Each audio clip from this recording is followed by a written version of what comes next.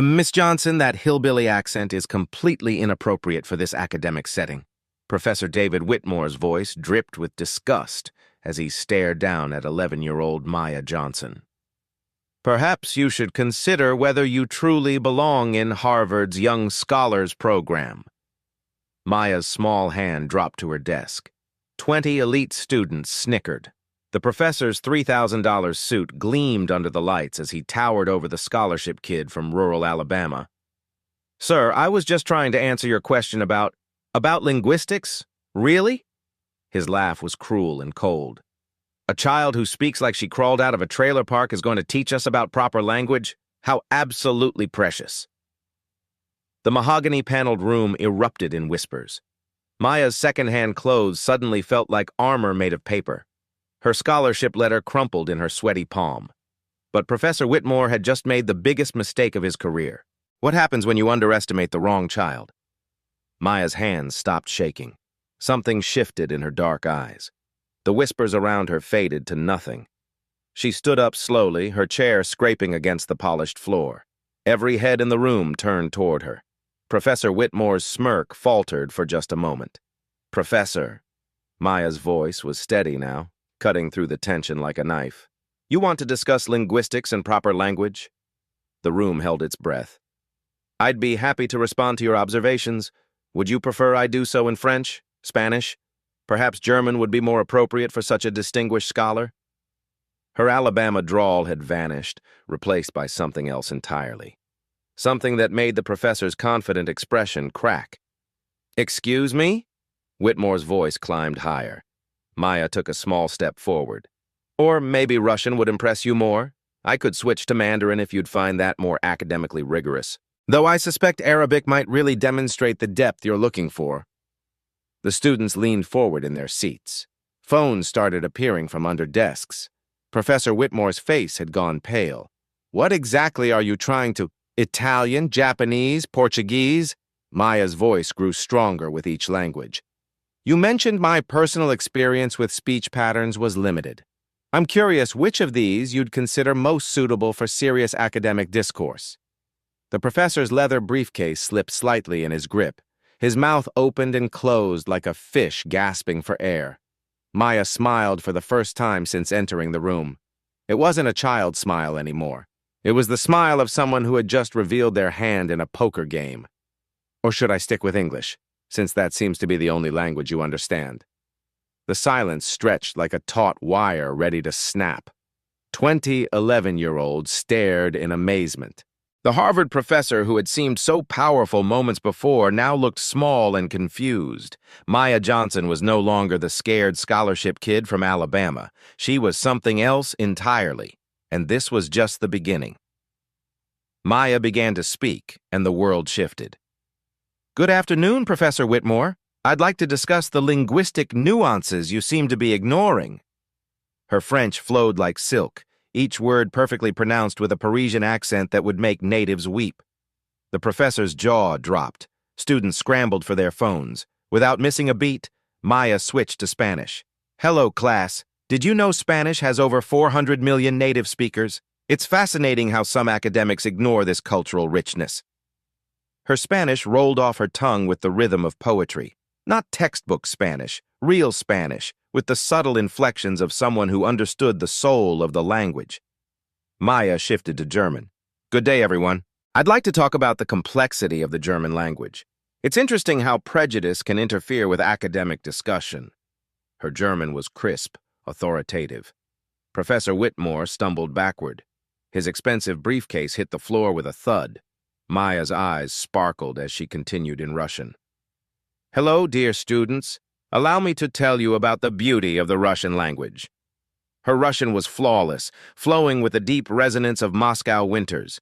The classroom had transformed into something magical. 20 11-year-olds sat transfixed, watching their quiet classmate become someone extraordinary. Maya switched to Mandarin, her voice carrying the tonal precision of a Beijing scholar. Hello, my friends. Chinese is one of the world's most beautiful languages. It's unfortunate that some people choose to ignore its value. She turned to face Professor Whitmore directly. His face had gone from pale to green. Her Arabic flowed like sand through fingers, each syllable perfectly formed. "Welcome, my dear friends. Ignorance is no excuse for academic bias." The scent of possibility filled the air. Maya's grandmother had always told her that knowledge was the one thing nobody could steal. Now she understood what that meant. Maya's Italian danced through the room like music. "Hello, beautiful class. It's incredible how stupidity can hide behind impressive academic titles." Some students started to smile. They didn't understand every word, but they felt the power behind them. Her Japanese carried the respect and precision of ancient traditions. "Hello, dear friends. The beauty of language comes not from the speaker's origin, but from the depth of their heart." Professor Whitmore tried to speak, but only managed a strangled sound. Maya saved the best for last, her Portuguese singing with the warmth of Brazilian beaches and Portuguese mountains. "Hello, dear colleagues. It's a shame that some professors confuse accent with intelligence." The room erupted. Students jumped to their feet, applauding. Phones recorded every second. The quiet scholarship girl had just performed linguistic magic that would be talked about for years. Maya returned to English, her Alabama drawl sliding back into place like a comfortable coat. "You see, Professor Whitmore, I reckon my personal experience with speech patterns might be a little broader than you assumed." The Harvard professor stood frozen, his mouth hanging open. His perfectly pressed suit suddenly looked ridiculous. His confident smirk had melted into bewildered shock. "I've been studying languages since I was 7, Maya continued, her voice gentle but firm. "Started with Spanish cartoons when Mama worked double shifts. Moved on to French cooking shows, German documentaries, Russian literature online." She picked up her worn notebook, the one that contained years of careful study.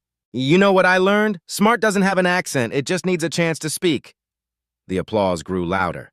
Students who had never spoken to Maya before looked at her with wonder and respect. Professor Whitmore finally found his voice. How did you—" Maya smiled, and for the first time all day it reached her eyes. "Professor, you just taught this entire class something very important. You showed them what happens when you judge a book by its cover." The afternoon sun seemed brighter now, streaming through those tall windows like a spotlight on greatness. But Maya wasn't finished. She had spent 4 years preparing for this moment. 4 years of late nights and early mornings while her parents worked double shifts. 4 years of believing that someday someone would see her for who she really was. Today was that day.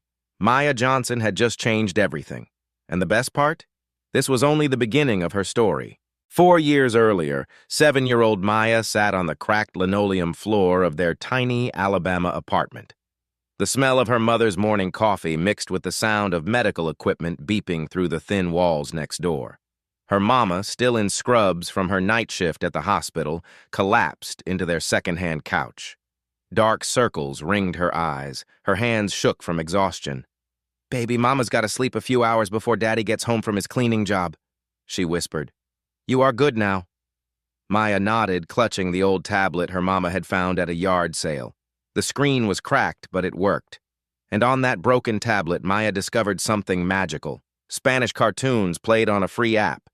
The colorful characters spoke in musical voices that made Maya giggle. She didn't understand the words, but something deep inside her wanted to. By age 8, Maya had moved on to French cooking shows during her mama's hospital visits. She would sit in the waiting room, earbuds in, watching chefs create beautiful dishes while speaking in flowing, elegant sentences. The public library became her sanctuary. Miss Henderson, the kind librarian, let Maya check out adult language books even though she was just a child. "Knowledge has no age limit, sweetheart," she would say. Maya learned German from documentaries about castles, Russian from online poetry readings, Mandarin from children's shows that taught counting and colors. But it was during one hospital visit that everything changed. Maya watched her mama struggle to help a scared elderly patient who spoke only Korean. The woman was crying, alone, unable to explain her pain. Maya's mama looked helpless, frustrated. The translator wouldn't arrive for hours. That night, Maya made a promise to herself. She would learn every language she could. No one should ever feel alone because words built walls instead of bridges. Her grandmother's voice echoed in her memory during those late study sessions. "Baby girl, Learning is the one thing nobody can take from you. Not poverty, not prejudice, not nothing. Maya studied while her parents worked double shifts. She learned while other kids played video games. She practiced pronunciation in the mirror while her friends watched cartoons. Knowledge became her superpower, and today she finally found her chance to use it. 2 weeks later, Riverside Academy's gymnasium buzzed with excitement. Colorful flags hung from the rafters. The smell of international foods filled the air. Parents and families gathered for the annual International Family Night. Maya walked through the crowd, still adjusting to her new reality. Since her classroom demonstration, everything has changed. Students who once ignored her now waved in the hallways. Teachers smiled when they saw her coming. But tonight felt different. Tonight felt like a test. Miss Rodriguez found Maya near the Korean booth, where a family had set up traditional decorations. "Maya, honey, we have a small problem." An elderly Korean woman sat alone at a table, looking lost and sad. Her family bustled around, preparing food displays, but she remained isolated. Her eyes held the familiar look of someone trapped behind a language barrier. "Mrs. Park speaks only Korean," Miss Rodriguez explained. "Our translator canceled at the last minute. The family is so disappointed. Grandmother wanted to share her kimchi recipe stories, but—" Maya's heart squeezed. She saw her own mother in that lonely figure. "I've been studying Korean for about 6 months," she said quietly. "I'm not perfect, but maybe I could try." Miss Rodriguez's eyes lit up. "Would you?" Maya approached the elderly woman slowly, her palms sweating. 6 months of online lessons suddenly felt like nothing. What if she embarrassed herself? What if she couldn't help? She bowed respectfully, the way she'd learned from Korean culture videos. "Hello, grandmother," she said in careful Korean. "My name is Maya." Mrs. Park's face transformed. Her eyes widened, then crinkled with joy. She reached out and patted Maya's hand, speaking rapidly in Korean. Maya caught fragments. Something about loneliness, something about kindness, something about missing home. "You miss Korea?" Maya asked in Korean, her pronunciation careful but sincere. Mrs. Park nodded vigorously. Then she began to speak, slowly this time, about her childhood, about the garden where she learned to make kimchi, about the recipes passed down through generations. Maya translated bits and pieces for the growing crowd, not perfectly but with heart. The cultural bridge she was building wasn't made of flawless grammar. It was made of respect, patience, and genuine care. Other families began to gather. They watched this 11-year-old girl create a connection where none had existed before. Mrs. Park stood up and disappeared behind the booth. She returned with a small jar of kimchi and a folded piece of paper covered in Korean writing. She pressed both into Maya's hands, speaking in Korean with tears in her eyes. "She says," Maya translated, her own voice thick with emotion, "that kindness speaks every language, and she wants me to have her grandmother's kimchi recipe." The crowd applauded. Parents wiped their eyes. Children stared in wonder at this small girl who had just performed magic. But Maya barely heard the applause. She was focused on Mrs. Park's weathered hands holding hers, on the gratitude shining in the elderly woman's eyes, on the proof that her 4 years of secret studying had just created something beautiful. From across the gymnasium, she spotted a familiar figure. Professor Whitmore stood near the entrance, his grandson's hand in his. He was watching everything unfold with an expression Maya couldn't quite read. Their eyes met across the crowded room. For the first time, he didn't look away in dismissal. He looked thoughtful.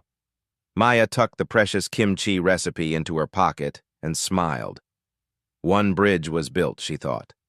Many more to go. The Monday morning after International Family Night, everything felt different at Riverside Academy, but not in the way Maya had hoped. She walked through the hallways carrying Mrs. Park's kimchi recipe in her backpack like a talisman.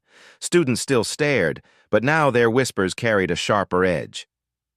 "My mom says it's not normal for a kid to know that many languages," she heard one girl mutter to her friend. Maya's steps slowed. Not normal?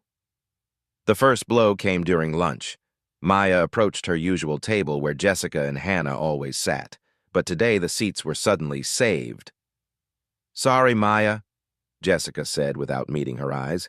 "These spots are taken. Maya clutched her lunch tray tighter. But we always sit together. My parents think... Hannah started, then stopped. Maybe you should sit somewhere else today. Maya found herself alone at a corner table, Mrs. Park's kindness feeling very far away. The second blow came harder. During afternoon assembly, Principal Davidson stood at the podium looking uncomfortable. The school board has asked me to address some concerns raised by parents, he announced. There have been questions about our academic standards and whether all students in advanced programs have been properly evaluated. Maya's stomach dropped. She knew exactly what properly evaluated meant. The whispers grew louder. Are we sure she's not just memorizing phrases? How do we know it's real? Maybe she's been coached. By Thursday, the isolation felt complete. Teachers smiled nervously when they saw her. Parents pulled their children closer in the pickup line. Even some faculty members began treating her differently. Maya started eating lunch in the library, started walking home alone instead of with friends, started wondering if maybe they were right. Maybe she was just a fraud. The breaking point came Friday afternoon. Maya overheard a conversation outside the principal's office. I'm not comfortable with my child being in the same advanced program as, well, you understand. The voice belonged to Mrs. Wellington, president of the parent committee. The child seems bright enough, Principal Davidson replied carefully. Bright or coached, there's a difference. I think we need formal testing, real evaluation, before she makes our entire program look questionable. Maya pressed her back against the wall, her heart hammering. They wanted to test her, to prove she was fake. Professor Whitmore's voice joined the conversation. I agree. We need to maintain academic integrity. The words hit Maya like physical blows. Academic integrity, as if her 4 years of passionate learning were somehow dishonest. That night, Maya sat on her bedroom floor, surrounded by her language books. Her cracked tablet played a Korean lullaby Mrs. Park had taught her. But instead of comfort, she felt only doubt. Maybe they were right. Maybe a girl like her didn't belong in their world of privilege and perfection. Maybe her grandmother was wrong about learning something nobody could take away, because it felt like they were taking it away right now. Maya reached for her phone to call her grandmother, then stopped. What would she say? That the smart kid's parents thought she was a liar? That being extraordinary while poor and black made people suspicious? Instead, she pulled out Mrs. Park's kimchi recipe. The Korean characters looked beautiful but foreign. Had she really understood their conversation, or had she just been pretending? For the first time in 4 years, Maya Johnson doubted herself, and that doubt felt like drowning. The scared little girl from Alabama was back, and this time she wasn't sure she was strong enough to fight. Saturday morning arrived gray and cold. Maya sat in the back seat of Miss Rodriguez's car, staring out the window at the university campus looming ahead. The regional young linguists' competition banners fluttered in the autumn wind. You don't have to do this, Miss Rodriguez said gently, catching Maya's eyes in the rearview mirror. We can turn around right now. Maya shook her head. No, I need to know. She needed to know if she was real, if her 4 years of learning meant anything. If Mrs. Park's tears and gratitude had been based on truth or illusion. The university auditorium buzzed with nervous energy. 43 contestants from across the region checked in with their coaches. Maya counted at least 12 kids from elite private schools, designer clothes, professional tutors hovering nearby, parents with expensive cameras. Maya wore her best thrift store dress and carried her worn backpack.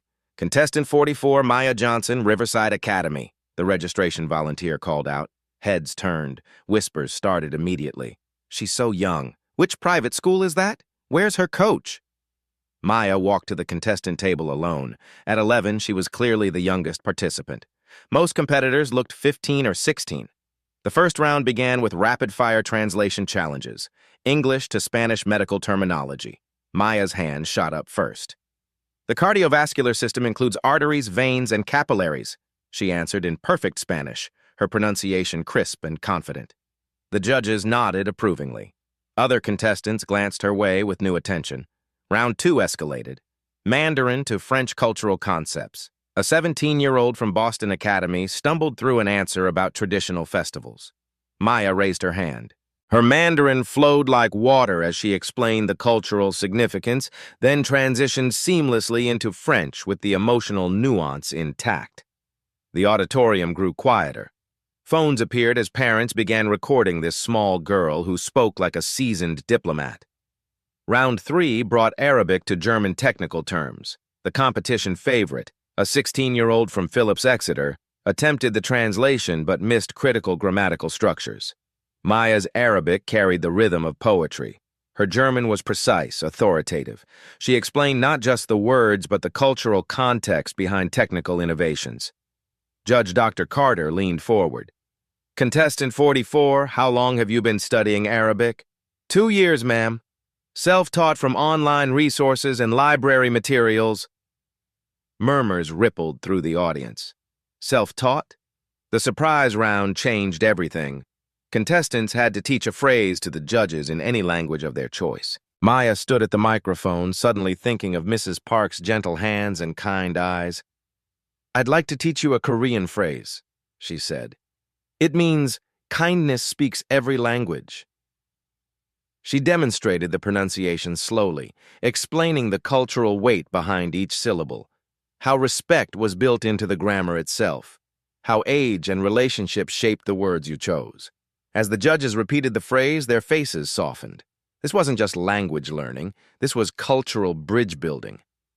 When Maya finished, the auditorium erupted in spontaneous applause, not polite competition clapping. Real, sustained applause. Judge Dr. Martinez stood up. In 15 years of judging this competition, I've never seen such an intuitive understanding of cross-cultural communication. Maya's eyes found Miss Rodriguez in the audience. Her teacher was crying, hands pressed to her heart. But more importantly, Maya felt something click back into place inside herself.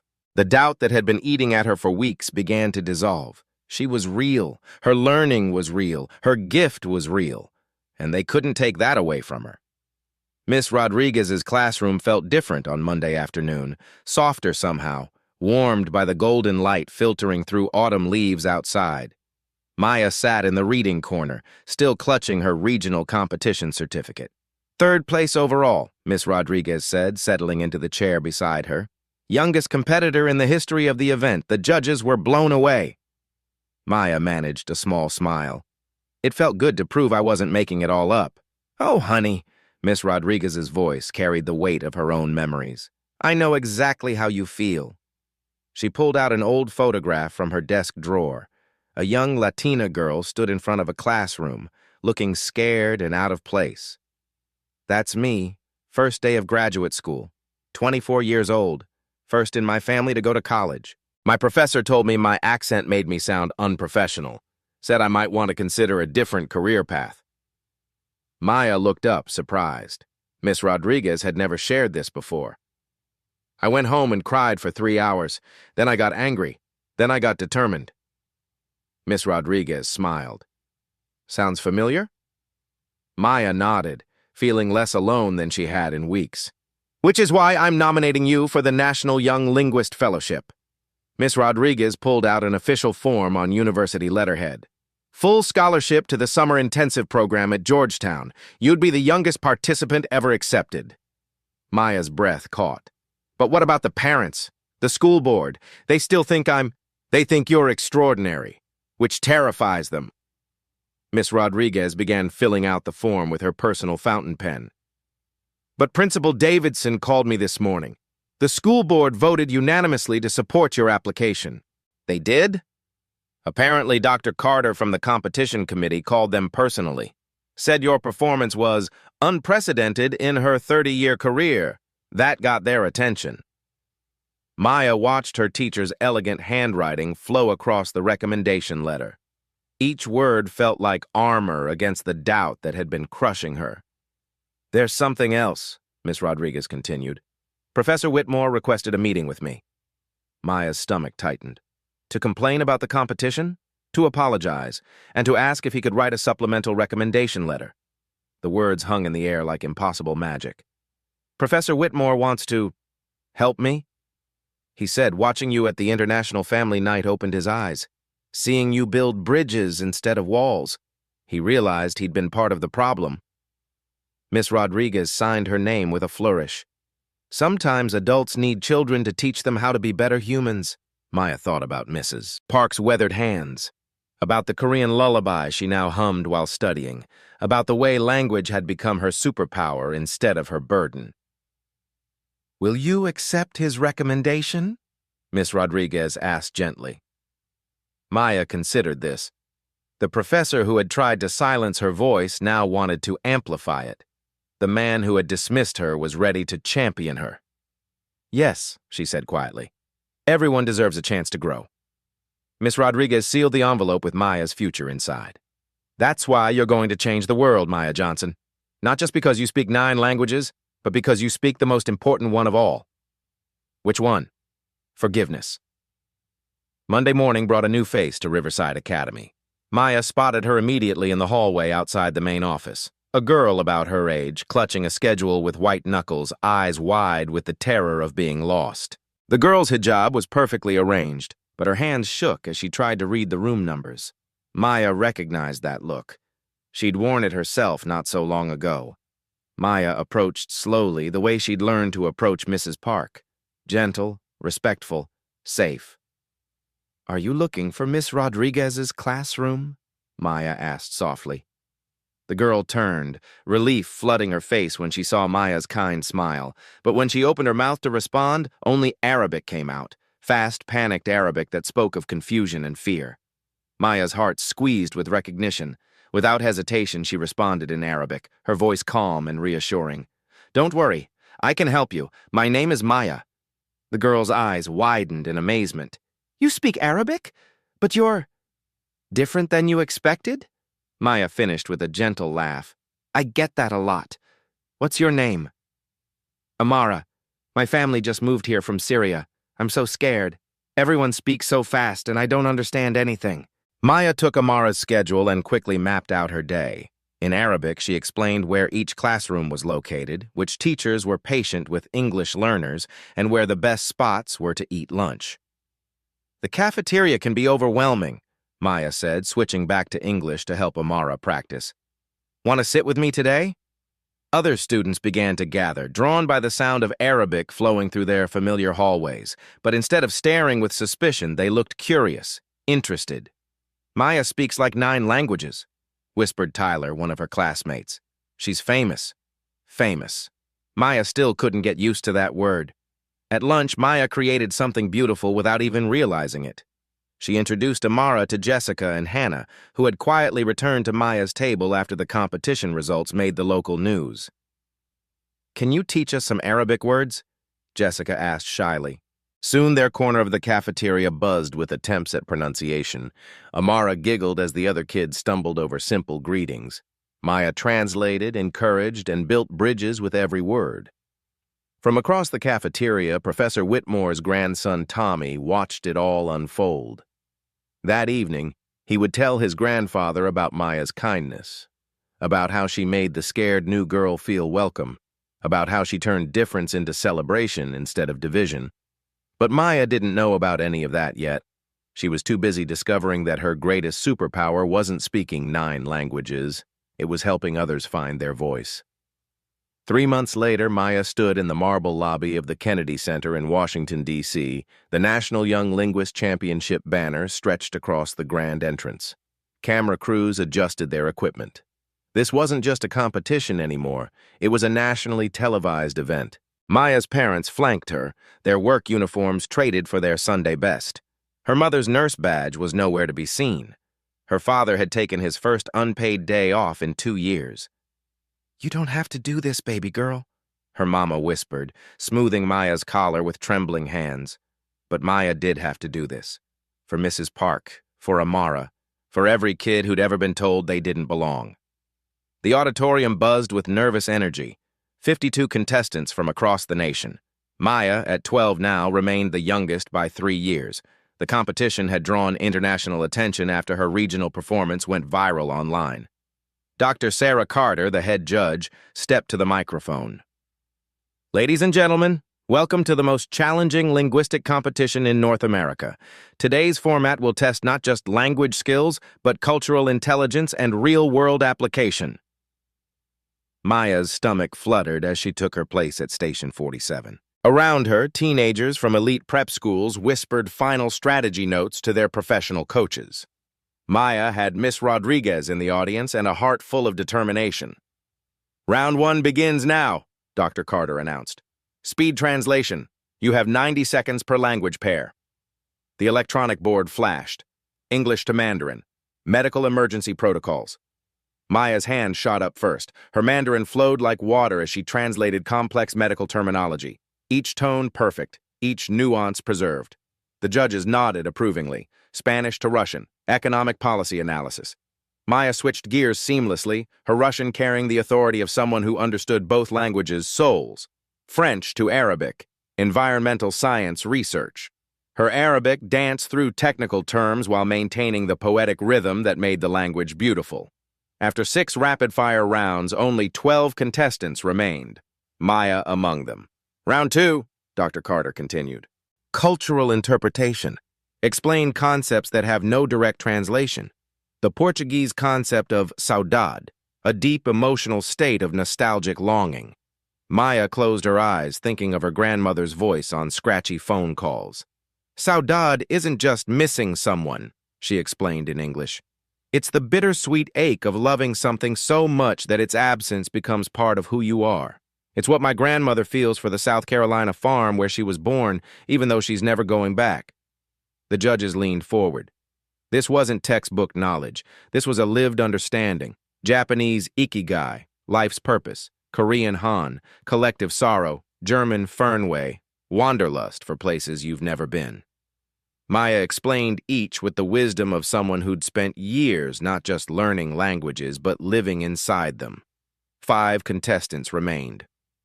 "Final round," Dr. Carter announced. "Crisis simulation. You are United Nations youth interpreters." A heated debate has erupted between young climate activists from different countries.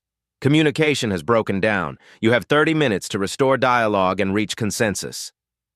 Maya's pulse quickened. This was it. Everything she'd prepared for. 5 delegates took the stage, teenagers fluent in French, Arabic, Mandarin, German, and Portuguese. They began arguing passionately about carbon emissions, each speaking only in their native tongue. The French delegate shouted about industrial responsibility. The Arabic speaker countered with developing nation rights. The Mandarin speaker demanded immediate action. The German delegate cited economic impacts. The Portuguese speaker pleaded for small island nations facing extinction. Chaos erupted. Voices rose. Understanding crumbled. Maya stepped forward. She began in French, acknowledging the industrial nation's historical responsibility while validating concerns about economic transition. She switched to Arabic, honoring the developing world's right to growth while emphasizing shared planetary stewardship. Her Mandarin carried urgency without dismissing practical constraints. Her German balanced economic realities with moral imperatives. Her Portuguese brought tears to eyes as she spoke of families losing their homelands to rising seas. But the breakthrough came when Maya did something unexpected. She found the common thread, not in policies or politics, but in shared human experience. "We all love someone," she said, switching between languages so each delegate heard their mother tongue. "We all have grandparents who tell stories of how the world used to be. We all dream of children who will inherit what we leave behind." She spoke of her grandmother's farm in Alabama. The Arabic delegate shared memories of his grandfather's olive groves. The French speaker described her great-grandmother's vineyard. The German delegate talked about family forests. The Portuguese speaker wept for his island-born mother. Language became music. Stories became bridges. Differences became strength. In 28 minutes, 5 angry teenagers had become allies with a unified climate action plan. The auditorium sat in stunned silence. Then someone started clapping. Then everyone was standing, applauding, wiping tears. Maya looked into the audience and found her parents crying with pride. Miss Rodriguez held her hand over her heart. In the back row, Professor Whitmore stood with tears streaming down his face. Dr. Carter approached the microphone, her voice thick with emotion. "In 30 years of judging linguistic competitions, I have never witnessed anything like what just occurred. This young woman didn't just translate languages, she translated hearts." The other four contestants surrounded Maya, speaking in rapid bursts of gratitude and amazement. The judges huddled in intense discussion. Maya's legs felt weak, her voice was hoarse. But something deep inside her chest glowed like a star. She had done more than win a competition. She had proven that a girl from rural Alabama could stand on the world stage and build bridges where others saw only walls. When Dr. Carter returned to announce the results, Maya already knew she had won something more valuable than any trophy. She had found her calling. "Ladies and gentlemen," Dr. Carter's voice rang through the Kennedy Center, "this year's National Young Linguist Champion with a unanimous decision from the judges, Maya Johnson of Riverside Academy." The auditorium erupted. Maya's parents rushed the stage. Miss Rodriguez sobbed in the audience. Camera flashes exploded like stars. But all Maya could think about was Mrs. Park's weathered hands and the Korean lullaby that had taught her kindness speaks every language. She had come so far from that scared 11-year-old in Professor Whitmore's classroom. And this was still just the beginning. The crystal trophy felt surprisingly heavy in Maya's 12-year-old hands. Etched into its surface were the words, "Future Bridge Builder," in 9 different languages. The same 9 languages that had carried her from shame to triumph. "Maya Johnson," Dr. Carter announced to the packed Kennedy Center auditorium, "you are the youngest National Young Linguist Champion in the competition's 40-year history." Camera flashes exploded like fireworks. The national news crews that had come to document the event now had their headline story. Social media feeds flooded with videos of the small black girl from Alabama who had just redefined what excellence looked like. But Maya barely noticed the media frenzy. Her eyes searched the audience until she found them, her parents, holding each other and crying harder than she'd ever seen them cry. Her mama still wore the small cross necklace she'd put on for luck that morning. Her daddy's calloused hands shook as he applauded. "Miss Johnson," a reporter called out, microphone extended, "how does it feel to make history?" Maya thought about the question carefully. How did it feel? It felt like justice, like vindication, like every late night studying while her parents worked double shifts had been worth it. "It feels like coming home," she said simply. "I've spent so long trying to prove I belong somewhere. Today I realized I belong everywhere. Languages can build bridges." The crowd erupted in fresh applause. Behind the cameras, Maya spotted a familiar figure making his way toward the stage. Professor Whitmore looked older somehow, humbler. His expensive suit remained perfectly pressed, but something fundamental had changed in his bearing. He no longer carried himself like a man who owned every room he entered. He waited patiently as reporters finished their interviews, as photographers captured their shots, as the trophy presentation concluded. When the stage finally cleared, he approached Maya with careful steps. "Miss Johnson," he said, his voice softer than she'd ever heard it. "Might I have a moment?" Maya nodded, curious but unafraid. She was no longer the scared scholarship kid he could intimidate. "I owe you an apology," Professor Whitmore began. "Not just for my words in that classroom months ago, but for everything my words represented. For a lifetime of assumptions about who deserves to be heard." He paused, struggling with something that clearly didn't come easily to him. "My grandson Tommy talks about you constantly, about how you help the new Syrian girl, how you make everyone feel included, how you turn differences into celebrations instead of divisions." His voice cracked slightly. "He asked me why I was so mean to the nicest kid in his grade." Maya felt something shift in her chest. Not triumph or satisfaction, but something gentler, sadder, understanding. "Children see the world more clearly than adults sometimes," Professor Whitmore continued. "They haven't learned to build walls yet. You reminded me of that. You reminded me of who I used to be before I let prejudice make me small." He reached into his briefcase and pulled out an official Harvard University letterhead. "I've written a recommendation for your Georgetown Fellowship application, but more than that, I've spoken with colleagues about creating a new program, the Maya Johnson Initiative for Young Linguistic Scholars. Full scholarships for underrepresented students who show exceptional language aptitude." Maya's breath caught. "You want to name a program after me? I want to make sure no other child faces what you faced. I want to turn my mistake into something that makes the world better." Before Maya could respond, Miss Rodriguez appeared beside them, followed by her parents and a growing crowd of supporters. "There's more news," Miss Rodriguez announced, her eyes shining with tears of pride. "The Today Show wants Maya for a live interview tomorrow morning. The Smithsonian has requested her to speak at their International Education Summit, and Georgetown University is offering her their youngest ever summer fellowship." Maya's mother gasped. "The Today Show? Our Maya?" "Our Maya," her father repeated, voice thick with wonder. "Our baby girl." But the most meaningful moment came when an unexpected figure pushed through the crowd. Mrs. Park, the elderly Korean grandmother from International Family Night, shuffled forward with the help of her family.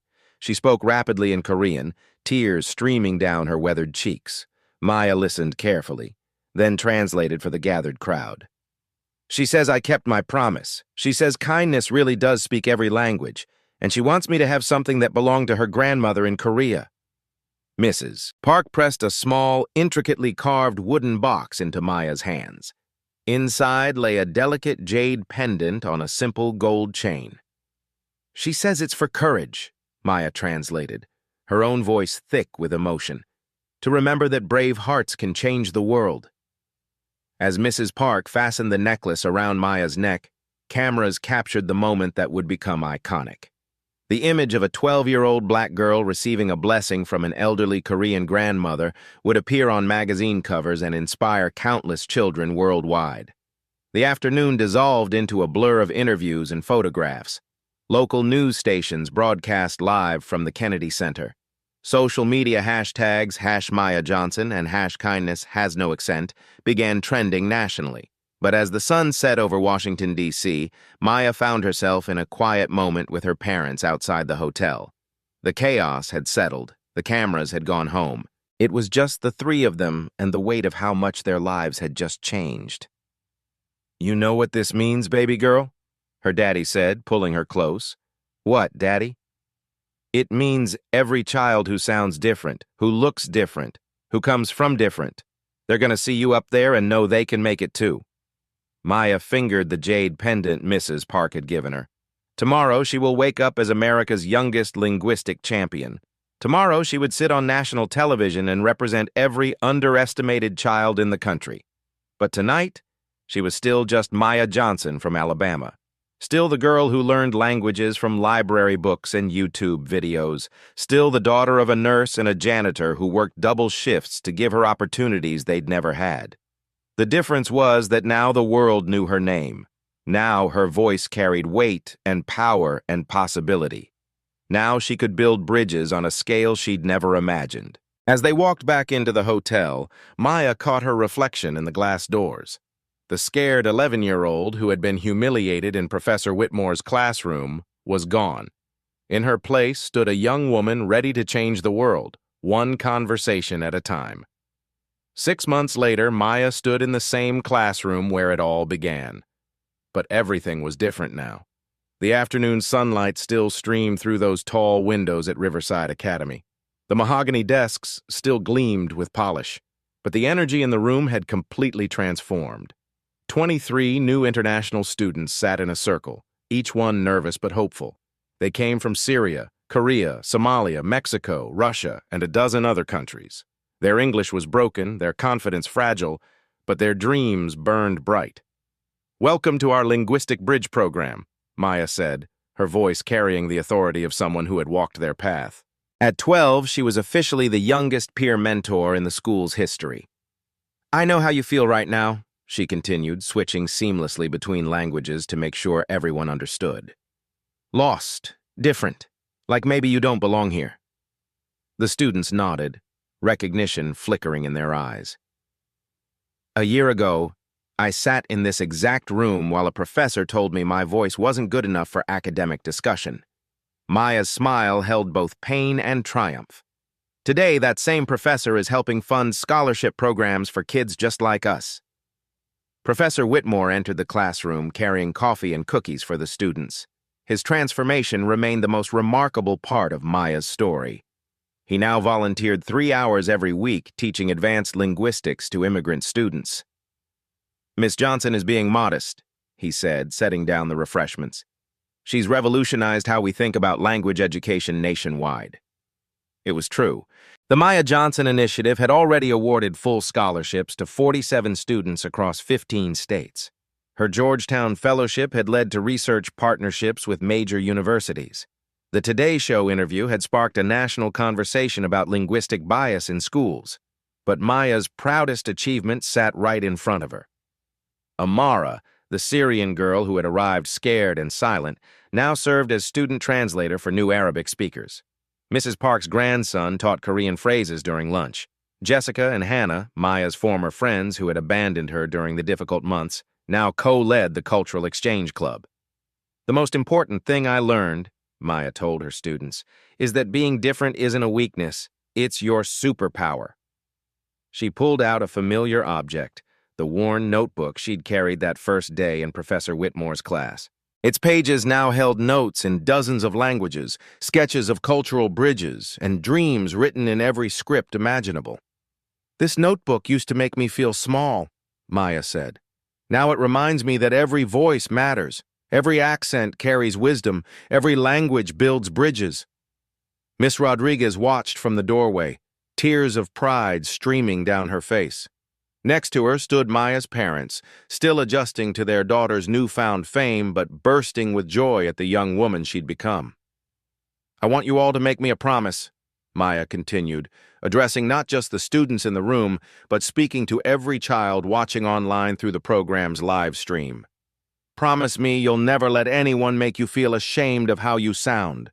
Promise me you'll use your voice to lift others up. Promise me you'll build bridges instead of walls."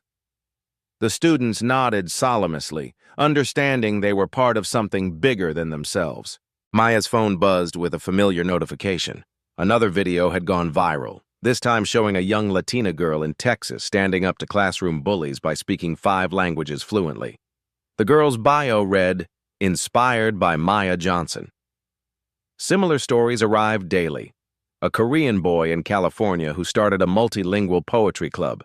Twin sisters in Florida who created an app teaching refugee children English through their native languages.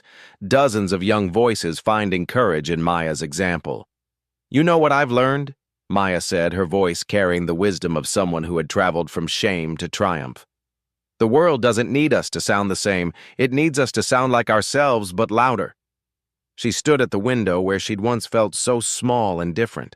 Now she saw possibilities stretching beyond the horizon. Every accent is beautiful. Every language is valuable. Every child deserves to be heard. Maya turned back to her students, her jade pendant catching the afternoon light. Mrs. Park's reminder that brave hearts change the world. So speak up, speak out, speak proud, because your voice might be exactly what the world needs to hear. Outside, the school bell rang, but Maya's message would ring much longer, carried forward by every child brave enough to let their authentic voice be heard. Intelligence has no accent. It just takes courage to speak. At Black Voices Uncut, we don't polish away the pain or water down the message. We tell it like it is because the truth deserves nothing less. If today's story spoke to you, click like, join the conversation in the comments, and subscribe so you'll be here for the next Uncut Voice.